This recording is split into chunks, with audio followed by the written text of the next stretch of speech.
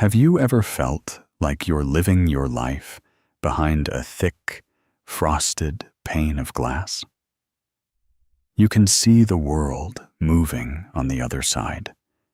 You see the people you love laughing.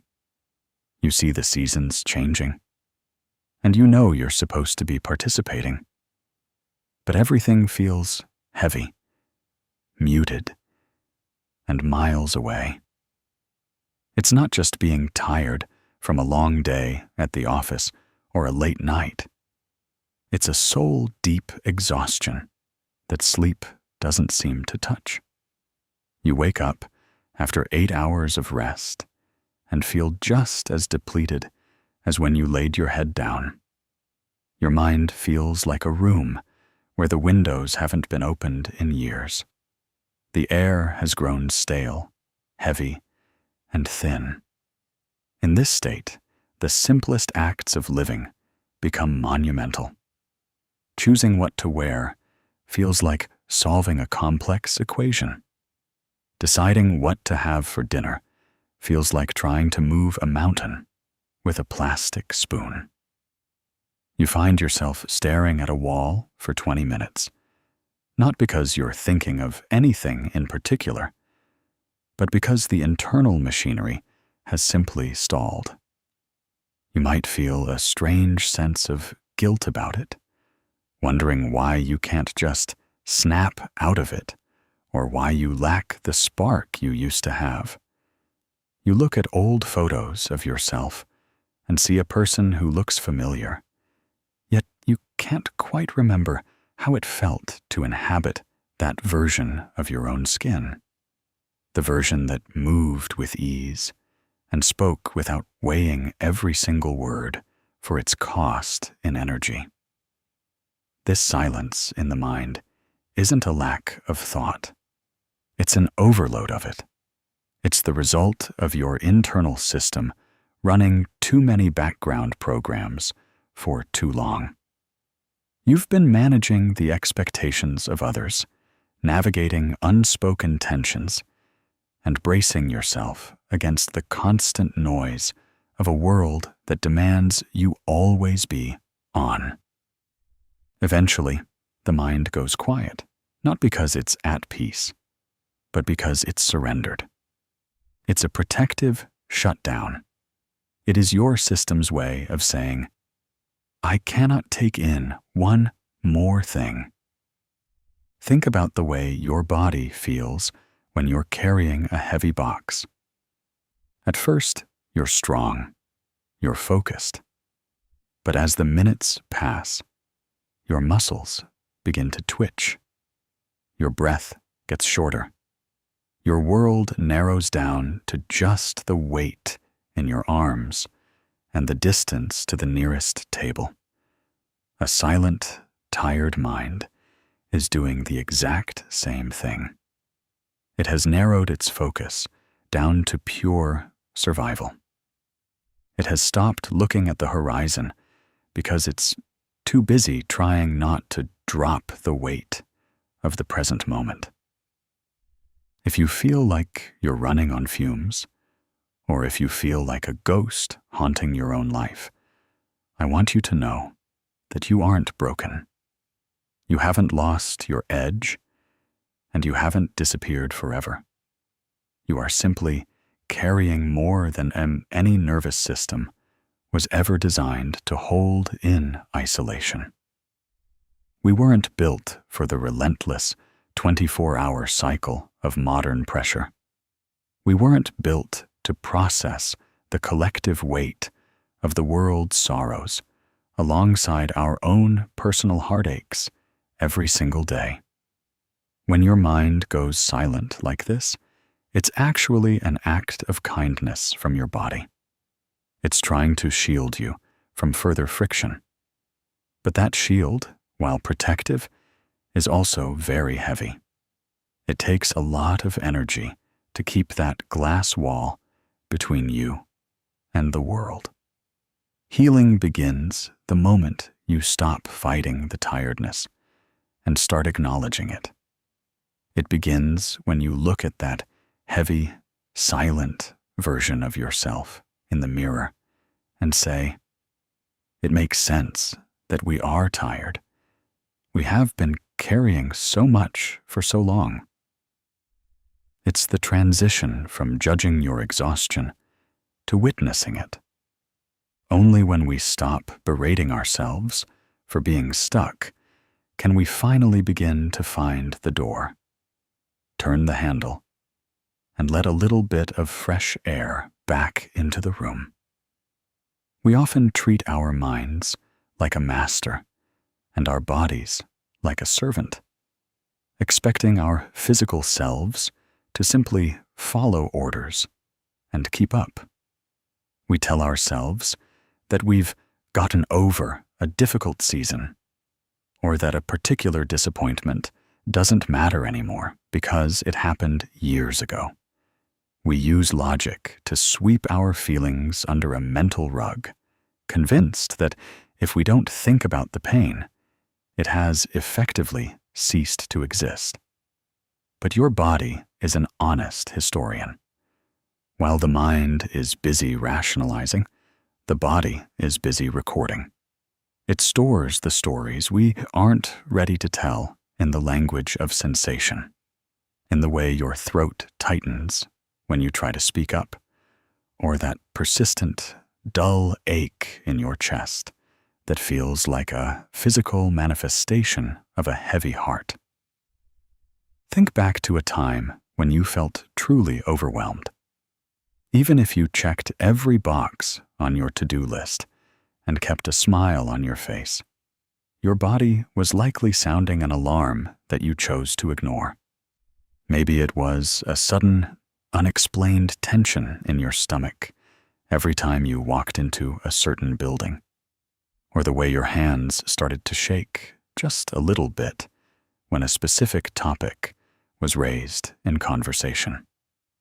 This isn't a glitch in your system. It's a profound form of communication. Your body doesn't have the capacity to lie or to put a brave face on it. It simply holds the truth of your experience in its fibers, waiting for a moment when it is finally safe enough to let it go. We carry our history in the curve of our spines and the depth of our breath. When we live through periods of intense change or quiet survival, our nervous system enters a state of bracing. It's like a person leaning into a strong wind. Even after the wind stops blowing, you might find yourself still leaning, still tensed, still waiting for the next gust. You might notice that even on a quiet Sunday afternoon, your jaw is clenched so tight it hurts, or your breath is staying trapped in the uppermost part of your lungs, never quite reaching your belly. This is your body remembering the wind long after the storm has passed. It is staying prepared for a threat that is no longer there, because it was never given the signal that the environment is finally clear. This physical storage of stress is what creates that feeling of being stuck. We try to think our way out of it. We read books, we make plans, we analyze our childhoods, but you cannot purely intellectualize a physical knot. You cannot argue a racing heart into being still by using logic alone. The mind and the body are a single, continuous loop. And when that loop is jammed with the static of old, unprocessed tension, it drains our vitality. It makes the world feel abrasive. A simple touch might feel overwhelming, or a sudden noise might make you jump more than it should. These are signs that your container is full, and your body is struggling to find room for any new experiences. To find somatic peace, we have to stop viewing these physical symptoms as enemies to be conquered or inconveniences to be medicated away. We have to start treating them as messengers. When you feel that familiar tightness, instead of getting frustrated, try to meet it with a sense of curious warmth. Imagine if you could sit with that tension the way you would sit with a friend who is hurting. You wouldn't tell them to just be better. You would offer them your presence. When we acknowledge the way our body is holding our history, we stop being at war with ourselves. We start to understand that our tired mind is often just a mind exhausted from trying to manage a body that is still vibrating with the echoes of everything we've survived. Breathing life back into your mind requires you to first descend back into your body.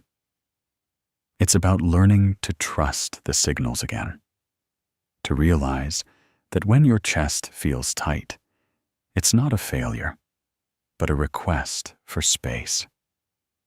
When you begin to listen, the body slowly realizes it no longer has to scream to be heard. The bracing begins to soften, the leaning stops, and for the first time in a long time, you can feel what it's like to simply stand tall, supported by your own internal sense of safety, rather than your ability to endure. Our natural instinct, when we feel the walls of exhaustion closing in, is almost always to pick up the pace. We live in a world that whispers, and sometimes screams, that the solution to feeling not enough is to do more. We tell ourselves a very convincing lie, that if we can just clear the mountain of laundry, finish that one lingering project, or finally organize every corner of our lives, we will suddenly earn a golden ticket to relaxation. We treat rest like a trophy at the end of a grueling race, something to be won only after we have pushed ourselves to the very edge of our capacity. But here is the hard truth. You cannot heal a weary mind by giving it more work to do. You cannot fix a state of depletion by spending the very energy you are trying to recover. Think about the last time you felt truly drained. Did you allow yourself to simply sit, or did you find yourself productive resting? Maybe you sat on the couch, but your hands were busy scrolling through emails, or your mind was running a marathon, planning out the next 3 days of chores. We have become so conditioned to equate our worth with our output that stillness feels like a threat. It feels like we are falling behind, like we are failing some invisible examiner. So, we add another task. We buy a new planner. We start a new habit. We commit to a more rigorous routine, all in the hopes that this doing will eventually lead us to a place of being. But pushing through a tired mind is like trying to drive a car with no oil. You can stomp on the gas all you want, but you are only accelerating the moment the engine finally seizes. This cycle of doing is often a sophisticated way of avoiding the very stillness we need. If we stay busy enough, we don't have to feel how tired we actually are. If we keep moving, we can outrun the heavy silence that waits for us in the gaps between tasks. But somatic peace, the kind that settles deep into your bones and lets your heart beat in a steady, calm rhythm, cannot be manufactured. It cannot be added to a list. It is found in the radical, countercultural act of subtraction. It is found when you decide that, for right now, the most important thing you can do is absolutely nothing at all. It's the moment you stop performing productivity for an imaginary audience and start existing in the present moment, exactly as messy and unfinished as it is. Imagine the relief of laying down a heavy backpack you didn't even realize you were wearing. That is what happens when you stop trying to do your way out of burnout. When you give yourself permission to be unproductive, you aren't being lazy. You are being protective. You are acknowledging that your internal resources are finite and that they require tending, not just spending. We often fear that if we stop, we will never start again, that the momentum is the only thing keeping us upright. But the opposite is true. True restoration only begins when the momentum stops. It's in the quiet, empty spaces that the mind begins to knit itself back together. We have to unlearn the idea that we are machines built for constant operation. Machines don't have a felt sense. They don't have a nervous system that needs to feel safe to function. You are a living, breathing ecosystem. And just like the earth, you need fallow seasons. You need times where nothing is planted and nothing is harvested, where the soil just sits. Breathing life back into your mind means honoring those fallow periods. It means realizing that your value is not a calculation of your daily achievements. You were worthy of rest long before you became tired, and you are worthy of peace even if the list is still long and the house is still a mess. Somatic peace isn't the reward for a finished life. It is the foundation that allows you to live one. In the frantic, echoing rush of modern life, we often forget how to do the one thing that has been with us since the moment we arrived. We forget how to breathe. I'm not talking about the shallow, functional gasps that keep us moving through a stressful meeting, or the clipped, tight breaths we take while stuck in traffic. I'm talking about the deep, expansive rhythm that belongs solely to you. When we are navigating seasons of change or healing, our breath is usually the first thing we lose. It becomes a prisoner of our anxiety, trapped high up in the chest, barely moving the ribs, as if our body is afraid that taking up too much space might be dangerous. Take a second right now, just one, to notice where your breath is living. Is it a tight knot in your throat? Is it a shallow flutter behind your collarbones? When we live in a state of chronic, high alert, our breathing becomes a reflection of our survival mode. It is rapid, thin, and guarded. This isn't just a side effect of being tired. It's a physical signal that keeps your brain locked in a loop of not safe. You cannot think your way into a calm state if your lungs are telling your nervous system that you are running from a threat. By consciously slowing down and feeling the air expand the sides of your body, you aren't just performing a breathing exercise. You are sending a direct, non-verbal telegram to your brain that says, in this moment, right here, I am safe enough to let go.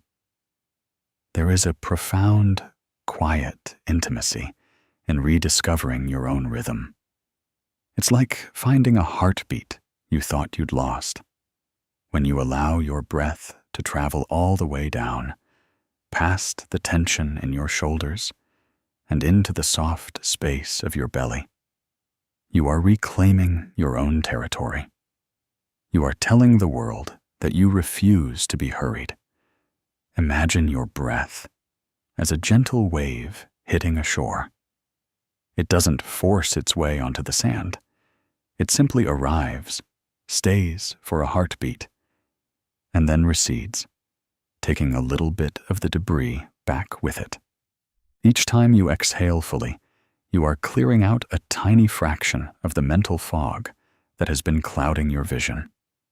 We often treat breathing as a chore or another thing to get right on our self-care list, but it's actually the ultimate act of self-compassion.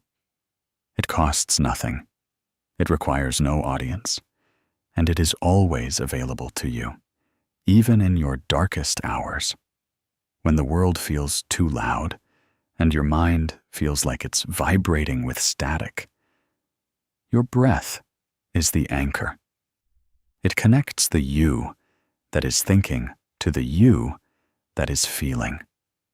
It bridges the gap between the chaos outside and the sanctuary inside. To find this rhythm, you have to be willing to feel the discomfort of your own stillness. You might notice that when you try to breathe deeply, you hit a wall of tension, a place where the breath doesn't want to go. Don't push through it. Don't judge it. Just sit with it. That tension is just a part of you that has been trying to protect you by staying tight. As you gently breathe into those edges, you are whispering to your own muscles that they can finally relax their grip. This isn't a miracle cure that will fix everything overnight, but it is the first essential stitch in repairing a frayed nervous system. It is the beginning of somatic peace.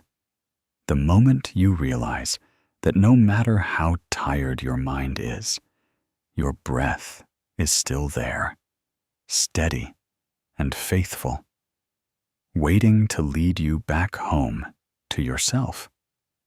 Healing isn't about becoming a brand new version of yourself. It's about gathering up the versions of you that you had to leave behind just to stay afloat.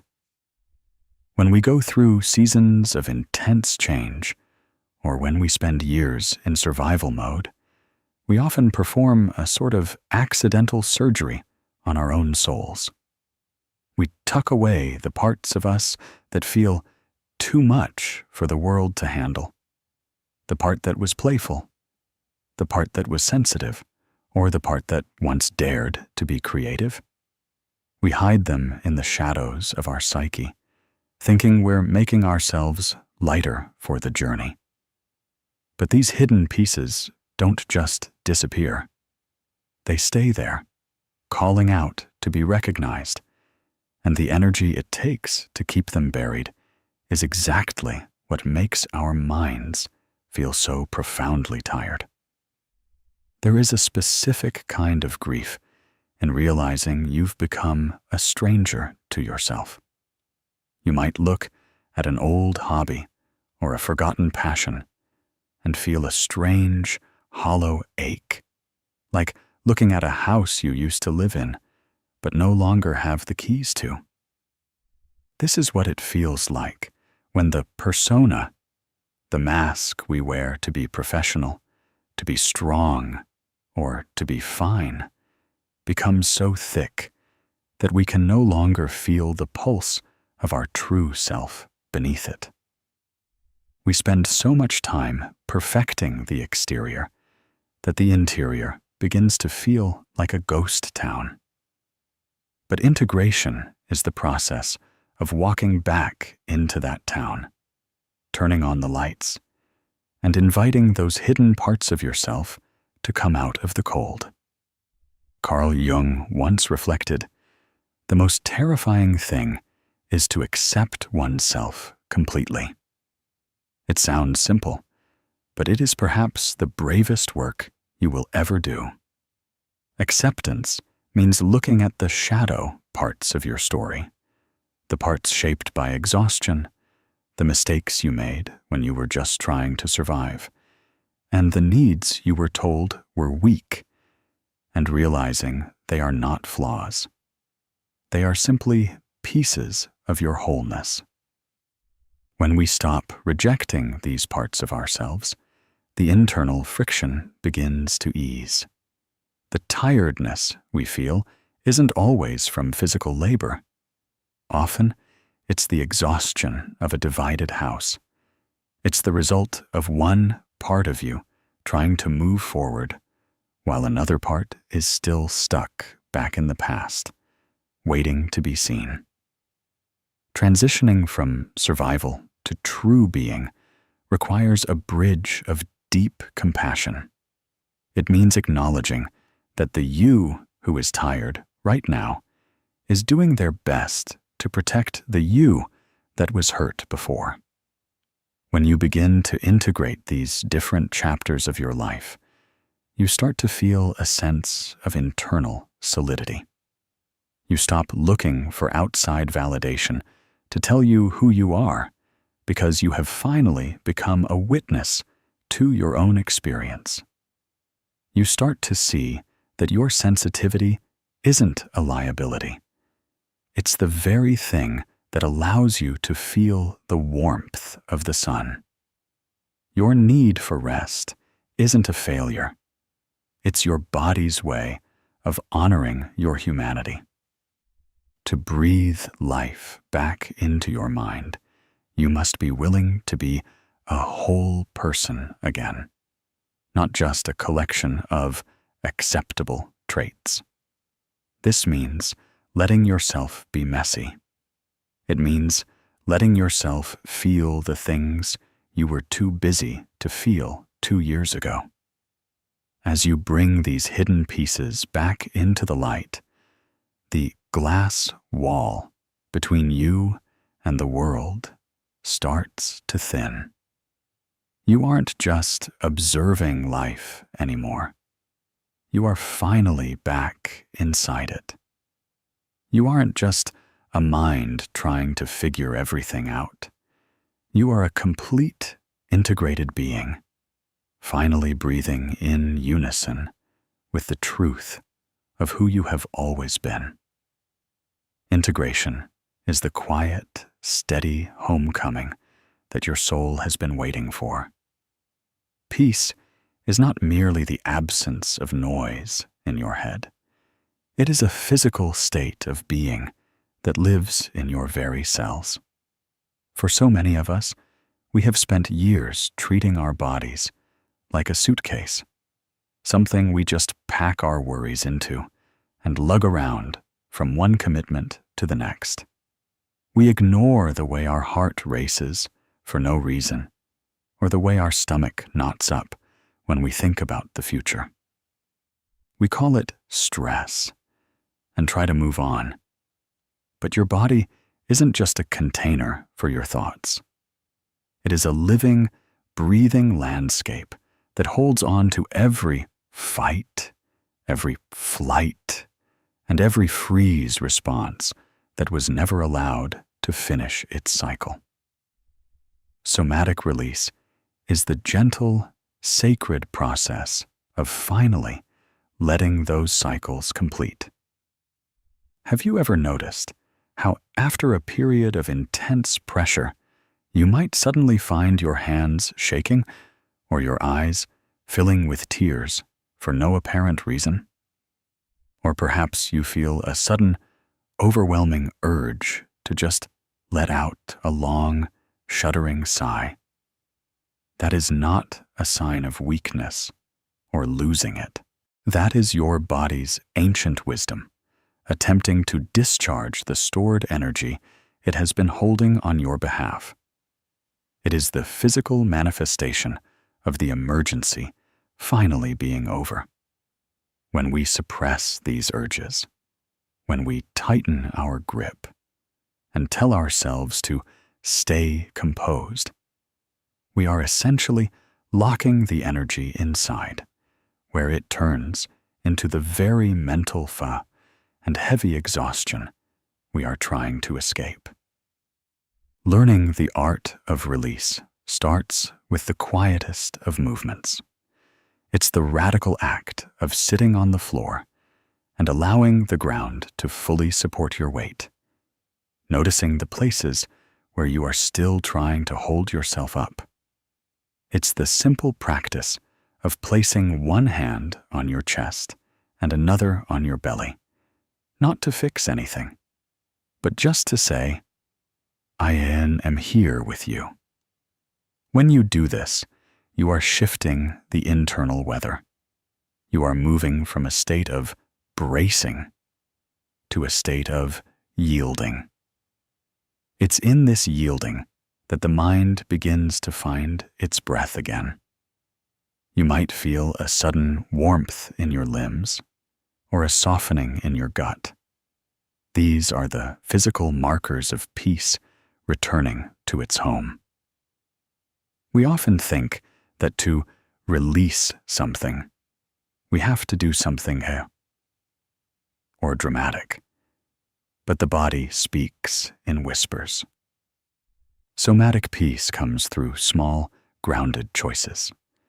It's choosing to stretch your arms wide just to feel the space around you. It's letting your head hang heavy for a moment to release the neck muscles that have been guarding your thoughts.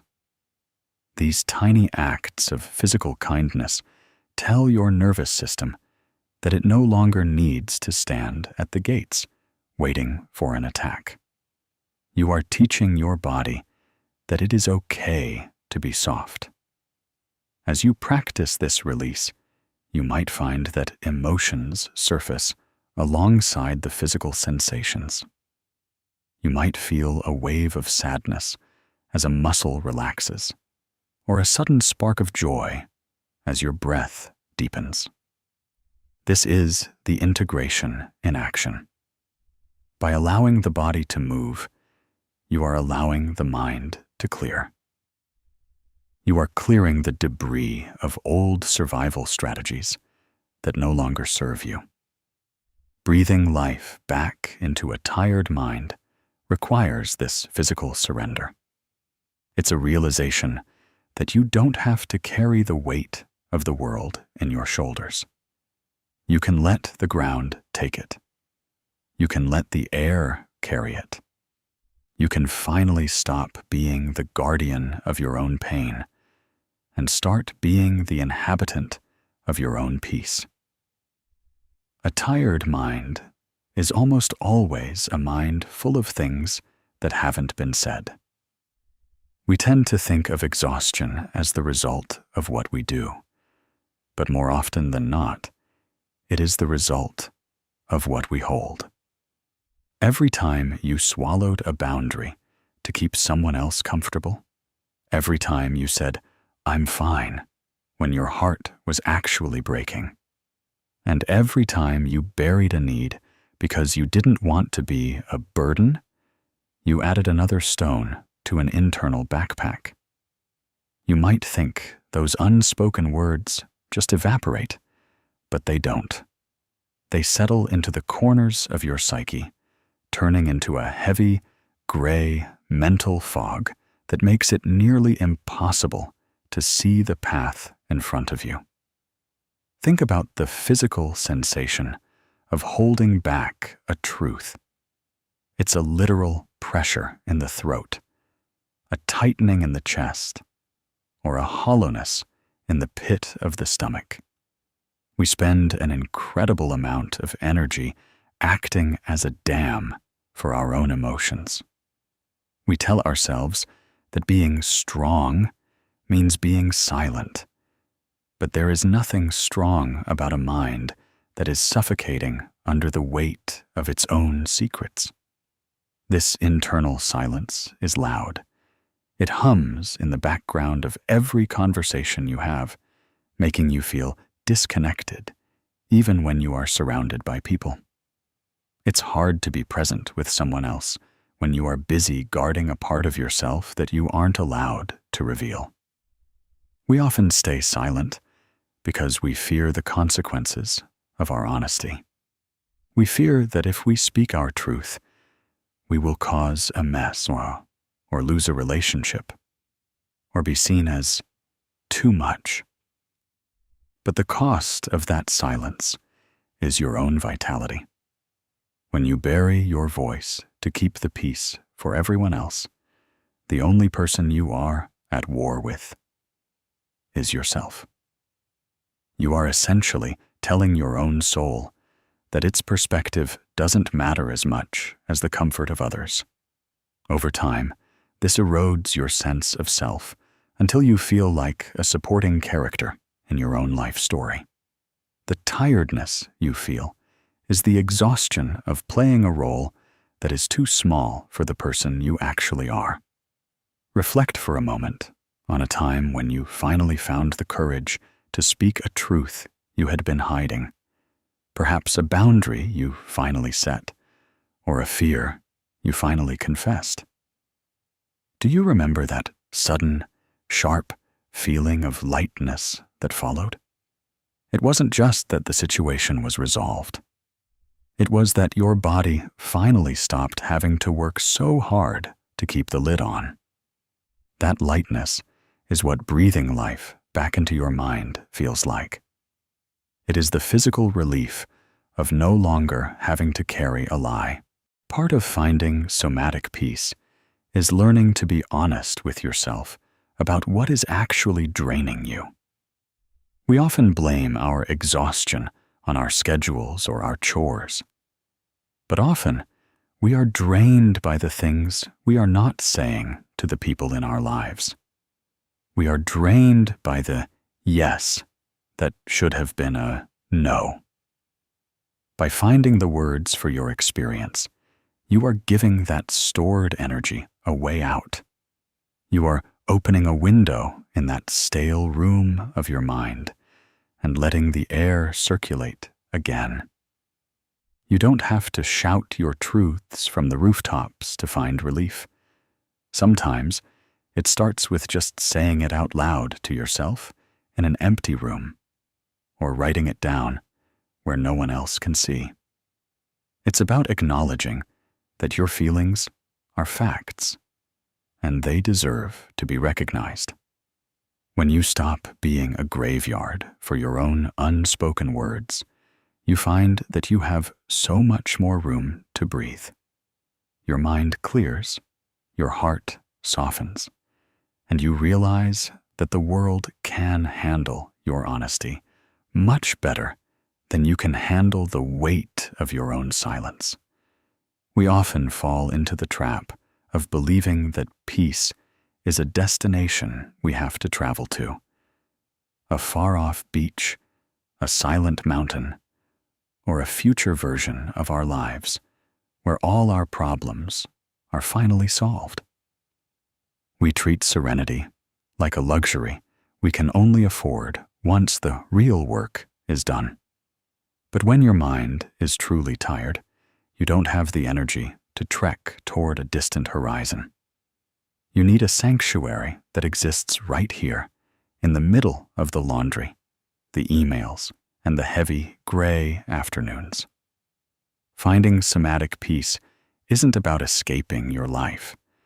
It's about learning to inhabit the tiny, ordinary moments of it so deeply that they become a shelter for your nervous system. Think about the sensory details of your day that you usually move through without a second thought. There is a hidden, healing power in the weight of a warm ceramic mug against your palms on a cold morning. There is a profound stillness in the way the light hits the floorboards at 3 o'clock in the afternoon. When we are stuck in a tired mind, we are usually living entirely in the future, worrying about what might happen, or in the past, ruminating on what already did. We are time traveling, and it is exhausting. By anchoring yourself in a single sensory detail, you are pulling your awareness back into the only place where you are actually safe, the present moment. Creating a sanctuary in the ordinary is about choosing to notice one small thing and giving it your full, undivided heart for just 30 seconds. It's the feeling of your feet inside your shoes, making solid contact with the earth. It's the sound of the wind rattling a loose window pane, or the rhythmic hum of the refrigerator in a quiet kitchen. These aren't just background noises. They are reality checks for a brain that is spiraling. They are reminders that despite the chaos of your thoughts, your physical world is still holding together. You are here. You are breathing. The floor is supporting you. We often overlook these moments because they seem too simple to be real self-care. We think we need something more complicated to fix how we feel. But your nervous system doesn't need a complicated plan. It needs a signal of safety. When you focus on the texture of a piece of fruit, the scent of the air after it rains, or the cool sensation of water on your skin, you are interrupting the stress response. You are creating a micro moment of presence that acts like a tiny drop of cool water on a scorched mind. Over time, these drops add up. They begin to soften the edges of your exhaustion. This practice of finding sanctuary in the ordinary is a way of reclaiming your agency. The world may be demanding, and the glass wall may still feel thick, but for the 10 seconds you are focusing on the steam rising from your tea, you are the master of your own attention. You are choosing to rest your gaze on something that doesn't demand anything from you. You are allowing yourself to be a human being who perceives the world, rather than a machine that just processes tasks. Breathing life back into your mind means realizing that peace isn't something you have to build from scratch. It's something you rediscover in the gaps. It's in the quiet pulse of your own life that continues even when you feel like you're falling apart. By hallowing these ordinary moments, you turn your everyday environment into a temple of recovery. You don't have to wait for the storm to pass to find rest. You can find it in the rhythm of your own walking, in the taste of your food, and in the simple, miraculous fact of your own existence. You are building a home for your soul, one small, ordinary moment at a time. There is a specific, quiet kind of bravery required to simply be still. In a world that prizes movement, speed, and constant becoming, choosing to stop feels almost like an act of rebellion. We stay busy, not just because we have a lot to do, but because the silence can feel incredibly loud. When we are moving, we can outrun the heavy questions and the uncomfortable sensations that live just beneath the surface of our skin. But when you finally sit down and let the momentum drop away, all the feelings you've been avoiding tend to catch up with you. This is why stillness feels so threatening, because it's in the quiet that we finally have to face the version of ourselves that is hurting, tired, and deeply human. We often mistake stillness for passivity, but true stillness is an active, focused engagement with the present moment. It is the moment you stop trying to fix your life and start witnessing it. As Carl Jung reflected, your visions will become clear only when you can look into your own heart. Who looks outside, dreams. Who looks inside, awakes. The transition from looking outward for distractions to looking inward for truth is the most difficult journey we ever take. You might find sadness there, or a lingering anger you thought you'd moved past, or perhaps just a profound sense of emptiness that makes you want to reach for your phone or start a new project just to fill the void. But you cannot heal what you refuse to feel. When you have the courage to be still, you are finally allowing the dust of your life to settle. Think of a jar of muddy water. If you keep shaking it, it stays cloudy forever. But if you set it down and leave it alone, the dirt eventually sinks to the bottom, and the water becomes clear. Your mind is exactly the same. By sitting with your stillness, you aren't doing nothing. You are allowing your internal system to self-regulate. You are giving the mud of your stress and exhaustion the time it needs to settle so that you can see the path forward again with a clear eye.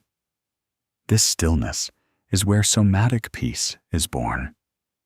It's the moment your body realizes that it doesn't have to be prepared for anything.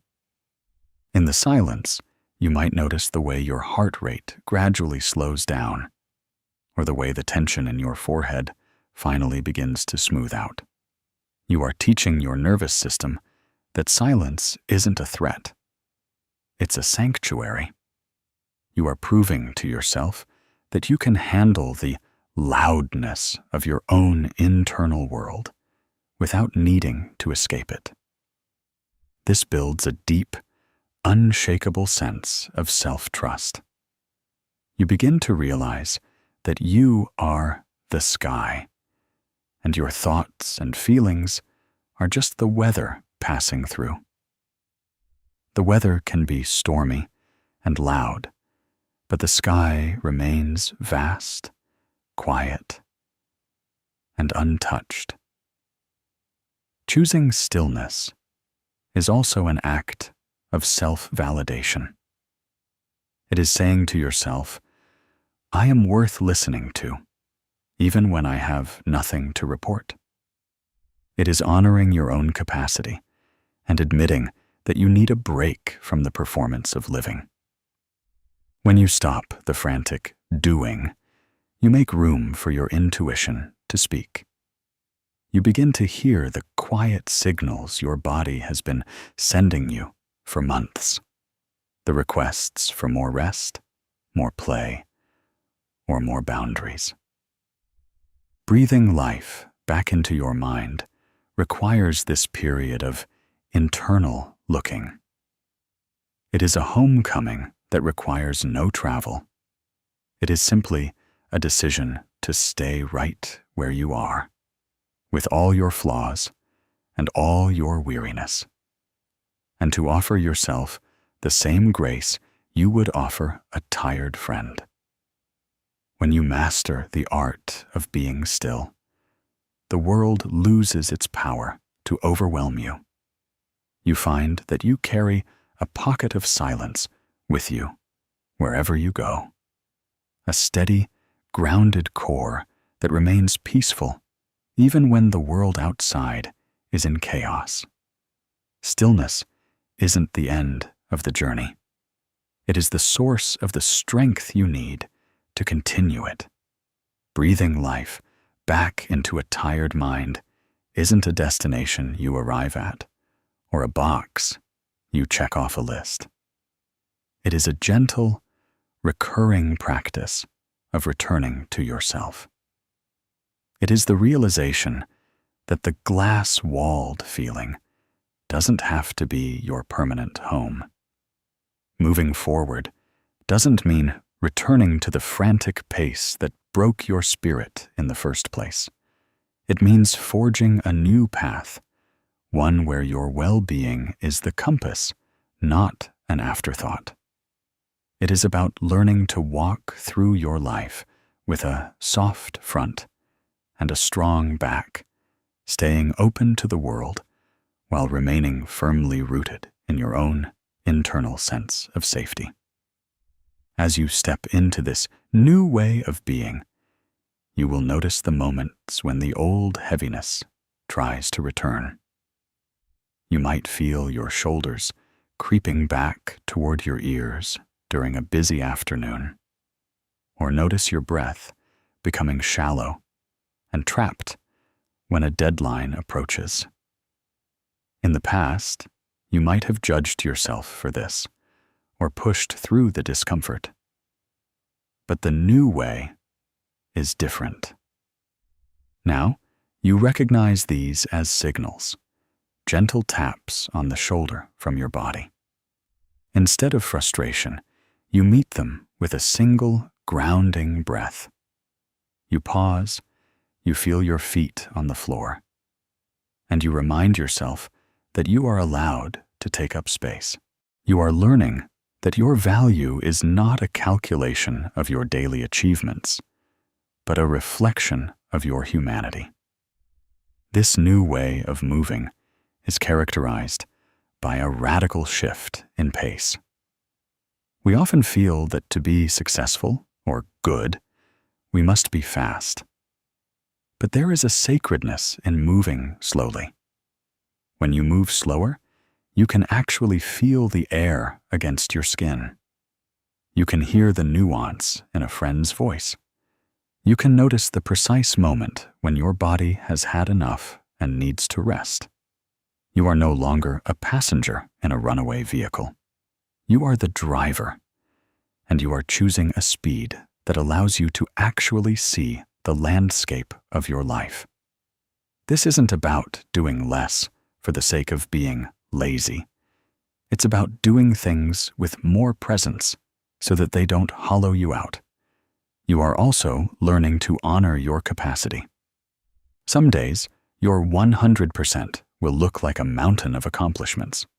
Other days, it will look like simply making it through the day with your kindness intact. Both are enough. When we stop comparing our current energy to some idealized version of who we should be, the mental fog begins to lift. You find that you have more energy available to you because you aren't spending it all on self-criticism. You are finally on your own side. As you continue this journey, remember that peace is a living thing. It needs to be tended to daily, like a garden. It's found in the small, quiet choices. The choice to say no when you're depleted. The choice to put your phone away and look at the sky. The choice to believe that you deserve a life that feels like yours to live. You are reclaiming your vitality, one breath at a time.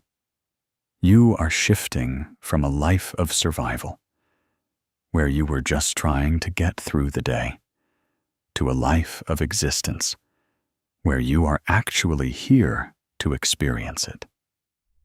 The path ahead may still have its challenges, but you are moving forward with a different set of tools. You are carrying the wisdom of your body and the clarity of a mind that has finally been allowed to rest. You are no longer running away from your exhaustion. You are walking alongside your peace. And in that quiet, steady movement, you find that the world looks a little brighter. The air feels a little fresher. And for the first time in a very long time, you are finally, truly home. Healing is not a loud event. It is a series of silent, microscopic choices that eventually add up to a life that feels like yours again. It's the moment you realize the glass wall has thinned so much you can finally feel the warmth of the sun on your skin. It is the realization that your tired mind was never a sign of failure, but a sign of your immense capacity to endure. A capacity that is now being redirected toward your own peace. As you close this chapter, and step back into the rhythm of your day, carry this one truth with you. You do not have to be whole to be worthy of rest, and you do not have to be perfect to be worthy of peace. Somatic peace is not a reward for when you have finally finished your self-discovery. It is the very ground you stand on as you discover who you are. Take one final deep breath. Feel the weight of your body, the rhythm of your heart, and the space you occupy in this world. You are here, you are safe, and you are finally allowed to just be.